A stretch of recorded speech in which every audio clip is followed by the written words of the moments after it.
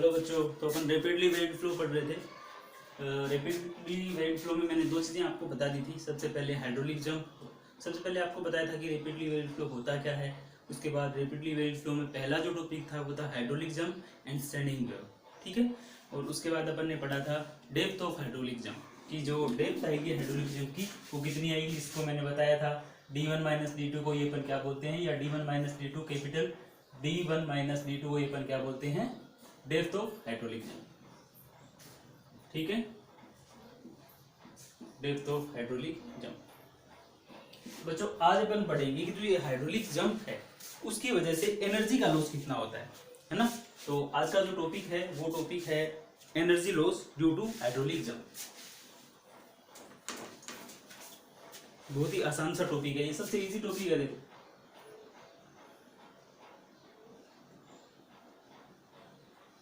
Energy loss due to hydraulic jump.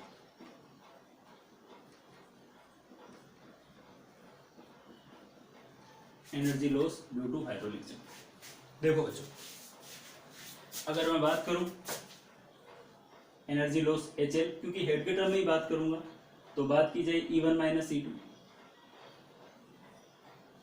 मतलब अगर ये मेरा हाइड्रोलिक जंप था, जैसे मैंने ये डायग्राम बनाया, हॉरिजॉन्टल ले रहा हूं बच्चों, है ना। यहाँ से कुछ ऐसा हुआ, ऐसा कुछ हुआ, ये मेरा अगर सेक्शन 1 1 है और ये मेरा अगर सेक्शन 2 2 है, ठीक है। यहाँ पे अगर डेप्थ d1 है, यहाँ पे डेप्थ d2 है, ठीक है। यहाँ पे वेलोसिटी v1 है, यहाँ पे वेलोसिटी v2 है। तो यहाँ पे जितनी एनर्जी होगी माइनस इतनी एनर्जी, इसमें से ये वाली एनर्जी माइनस कर दूंगा तो मेरा हेड लॉस आ जाएगा कि इतना हेड या एनर्जी का कितना लॉस हुआ। अगर इसमें से यहाँ पे जो एनर्जी थी इसमें से ये एनर्जी माइनस कर दूं तो मेरा क्या आएगा, एनर्जी का लॉस आ जाएगा। मुझे ये तो फाइंड आउट करना है, E1 माइनस E2, ठीक है। अब देखो अगर E1 की बात करूं बच्चों, तो E1 पे एनर्जी कौन कौन सी है, टोटल तीनों एनर्जी का ऐड कर लो। काइनेटिक एनर्जी, पोटेंशियल एनर्जी और डेटम एनर्जी। काइनेटिक एनर्जी यहाँ पे कितनी होगी, डेटम एनर्जी यहाँ पे कितना है, ये अपने पोटेंशियल एनर्जी d1। अगर E2 की बात करूं, v2 square upon 2g plus d2। क्या जेड की वजह से कोई एनर्जी आएगी, क्योंकि जेड कोई दूसरा टर्म है ही नहीं, क्योंकि ये क्या ले लिया मैंने, बेड को क्या ले लिया बच्चों, हॉरिजॉन्टल बेड ले लिया। क्या आपको समझ में आया, क्या आपको एनर्जी पता चली कि एनर्जी ये जहां से आपका हाइड्रोलिक जंप स्टार्ट हो रहा है वहां पे 1 1 सेक्शन के ऊपर कितना है, ये आपका 1 1 सेक्शन है इतना है, और 2 पे कितना है ये। तो आप सिंपल सा इसमें माइनस कर दो तो आपके पास क्या आ जाएगी, एनर्जी लॉस आ जाएगा, है ना। तो HL की बात करूं, E1 की जगह वैल्यू पुट करता हूं,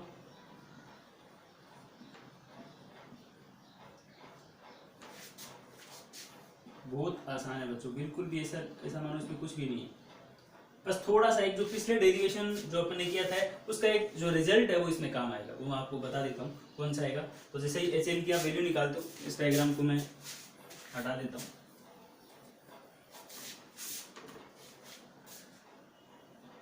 यहाँ से HL की जो वैल्यू आएगी कितनी आएगी,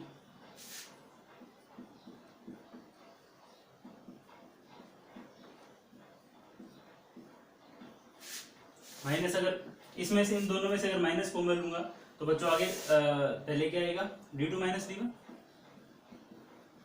ऐसा ही कुछ आएगा।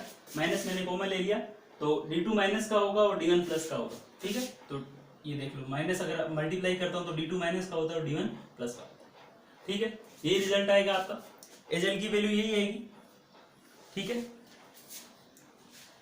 अब देखिए, अब मैंने आपको बताया था इस एक में आपको रिजल्ट बता रहा था, कौन सा रिजल्ट बता रहा था, उस रिजल्ट को बताने से पहले एक चीज और बता देता हूँ। देखो एक टर्म था Q, जिसको अपन ने क्या लिखा था, V1 D1 equals to V2 D2।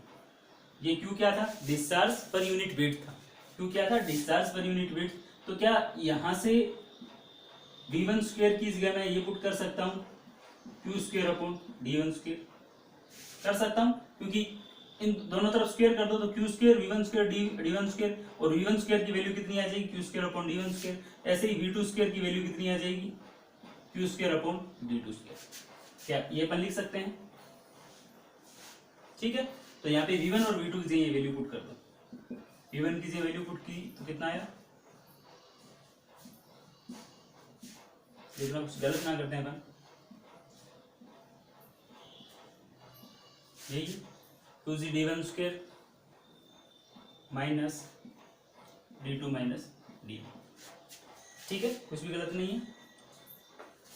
मैंने सिंपल सा क्या किया है, यहाँ पे q की वैल्यू है वो इसके अंदर पुट कर दी है, इस v की वैल्यू पुट की, तो v की वैल्यू कितनी, q square upon d square, और 2g पहले का एज इट इज था, कोई दिक्कत वाली बात नहीं।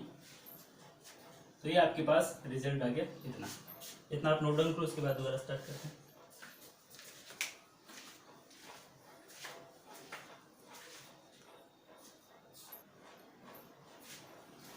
तो यहाँ पे जो रिजल्ट आया था मैंने यहाँ पे लिख लिया है दोबारा। देखो HL equal to Q square. अब देखो बच्चों, पिछले डेरिवेशन में एक रिजल्ट आया था d1 प्लस d2, आप चेक कर लेना, अगर आपको थोड़ा सा डाउट हो तो पिछला वीडियो देख लेना।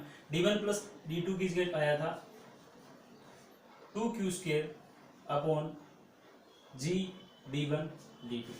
तो बच्चों यहाँ से अगर मैं q स्क्वायर की वैल्यू निकालने की कोशिश करूँ तो कितनी आएगी, g d1 d2 2g, sorry q square की वैल्यू निकालूंगा तो ये आ जाएगा जी d1 d2 और मल्टीप्लाई में d1 प्लस d2 और डिवाइड में कितना 2। तो क्या q स्क्वायर की वैल्यू ये आ जाएगी, d1 प्लस d2 की वैल्यू 2q स्क्वायर अपॉन जी d1 d2। अगर q स्क्वायर की वैल्यू की बात करूँ तो जी d1 d2 d1 plus d2 upon 2। ठीक है, यही वैल्यू आएगी। तो अगर ये वैल्यू q स्क्वायर की इसके अंदर मैं पुट कर देता हूँ तो बच्चों देखो रिजल्ट क्या आता है। यहाँ से देखो HL है, यहाँ से मैं q स्क्वायर बाहर ले रहा हूँ, कॉमन ले रहा हूँ, बचा क्या नीचे q स्क्वायर अपॉन 2g भी कॉमन ले लूँ, कोई दिक्कत नहीं है। q square by 2g common ले लिया, 1 upon d1 square minus 1 upon d2 square. ठीक है, और माइनस क्या है d2 माइनस d1। ठीक है, अब यहाँ पे q स्क्वायर की मैं क्या कर रहा हूँ बच्चों, वैल्यू पुट कर रहा हूँ। देखो q स्क्वायर की वैल्यू पुट कर दो, g d1 d2 d1 plus d2 upon 2, और यहाँ जैसे ही इसका मैं एलसीएम लेता हूँ बच्चों कितना आएगा, d2 square minus d1 square upon d1 d2, नीचे d1 स्क्वायर और d2 स्क्वायर, यही आएगा। देखो यहाँ पे d2 square d1 square d2 square LCM आ जाएगा d2 square minus d1 square upon d1 square d2 square.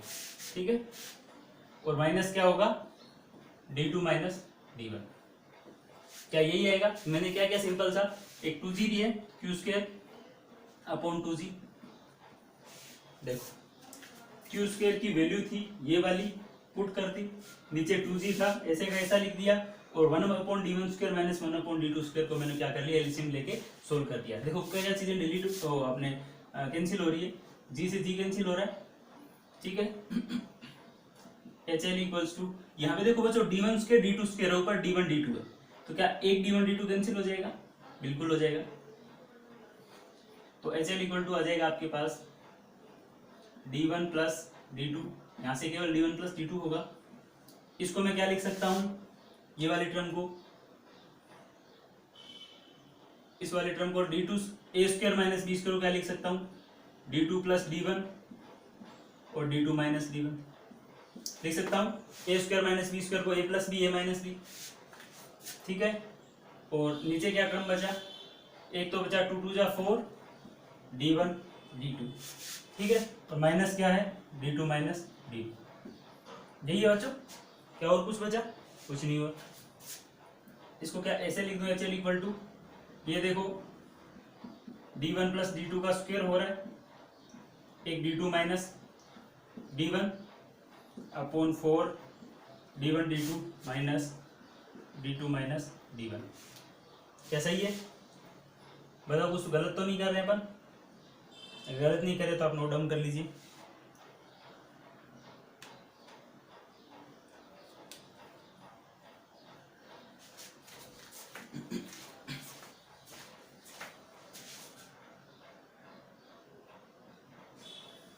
आगे देखिए बच्चों, इसमें भी d2 माइनस 1 है, इसमें भी d2 माइनस 1 है, क्या HL की वैल्यू निकाल लें अपन, d2 माइनस d1 कॉमन ले लूं। अगर d2 माइनस d1 कॉमन लेता हूं तो बच्चों बताना यहाँ क्या बचेगा, d1 प्लस d2 का स्क्वायर अपॉन 4 d1 d2, और माइनस क्या बचेगा 1, क्योंकि इधर क्या है ये एक टर्म कॉमन ले लिया तो क्या बचेगा 1। ठीक है, ये d2 माइनस d1। अब इसका एलसीएम लोगे बच्चों, देखो अगर इसका एलसीएम लो तो कितना आएगा, d1 square plus d1 plus d2 का square minus 4 d1 d2 upon 4 d1 d2। अगर मैंने इनका एलसीएम लिया तो कितना है 4 d1 d2 आया। अगर इसमें डिवाइड करूंगा तो ये d1 प्लस d2 स्क्वायर ही आएगा इधर तो, और माइनस कितना आ जाएगा 4 d1 d2, यही आएगा बच्चों इक्वल्स टू। अब इसको ओपन कर दो, कितना आया d1 square plus a plus b का होल स्क्वायर और माइनस 4 d1 d2 अपॉन क्या आएगा 4 d1 d2। ठीक है, इसमें से आप देखोगे ये प्लस का 2 है, ये माइनस का 4 है, तो इसका मतलब अगर इसको हटाऊं तो इधर क्या बचेगा, केवल माइनस का 2 बचेगा, क्योंकि प्लस का 2 था और माइनस का 4 है तो माइनस का 2 बचना चाहिए, माइनस का 2 d1 d2 लिख दिया। अब बच्चों d2 माइनस d1, अब ये ऊपर वाला पार्ट देख सकते हो a square plus b square minus 2ab, इसका मतलब ये d2 माइनस d1 का क्या है होल स्क्वायर है, और डिवाइड में क्या है 4 d1 d2। अगर इसको आप लिखने की कोशिश करोगे, ये भी माइनस का था तो ये कितना हो जाएगा d2 माइनस d1 की पावर 3 अपॉन 4 d1 d2। तो ये बच्चों क्या है, यही आपका क्या है HL है, HL बोल सकते हो या EL बोल सकते हो, यही आपका क्या है एनर्जी लॉस है।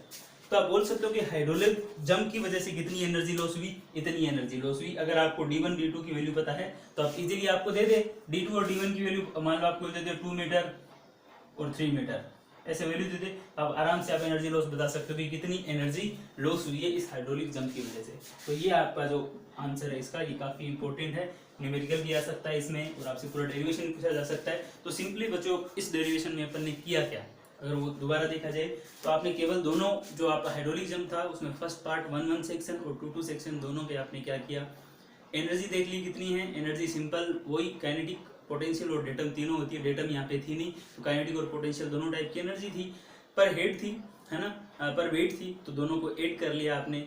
और जो अब एनर्जी का अब लॉस कितनी हुई है, तो पहले एनर्जी फिर माइनस एंड सेक्शन पे कितनी एनर्जी थी, या हाइड्रोलिक जंप के 2-2 सेक्शन पे कितनी एनर्जी थी। ये सेक्शन अपन फर्स्ट और सेकंड सेक्शन जो लेते थे बच्चों, अपन ये वाला जो सेक्शन ले रहे थे अपन कैसे लेते हैं, ये दोनों सेक्शन है कौन से, ये आपका जहां से हाइड्रोलिक जंप, जहां से हाइट स्टार्ट होना स्टार्ट होता है उसके जस्ट पहले, और जहां पे हाइट इंक्रीज होना बंद हो जाता है वो जस्ट वो वाला पॉइंट, दोनों पॉइंट वो लेते हैं। सिंपल सा आपने कैलकुलेशन करते कि एक बस जो फॉर्मूला था जो पहले का वो आपने यूज किया था, वो कौन सा था, क्यू स्क्वायर का आपने फॉर्मूला यूज किया था, जो पहले d1 plus d2 equals to क्या था 2q square upon g d1 d2। ये फॉर्मूला आपने क्या किया था पहले से यूज किया, पहले वाले जो आपने डेरिवेशन किया था उससे, और सिंपल सा डेरिवेशन में मेरे हिसाब से आपको समझ में आ गया होगा। एक बार दोबारा देखना अगर समझ में नहीं आया हो, आप डाउट जो भी हो आप पूछ लिया करो, कमेंट में आप पूछ लिया करो कि सर ये समझ में नहीं आया तो मैं आपको बता दूंगा। और कोई भी टॉपिक आपको ऐसा लग रहा हो कि आपको ये भी पढ़ना है तो आप अलग से लिख सकते हो कमेंट में कि सर ये टॉपिक आप पढ़ाओ, मैं पढ़ा दूंगा। ठीक है, थैंक यू।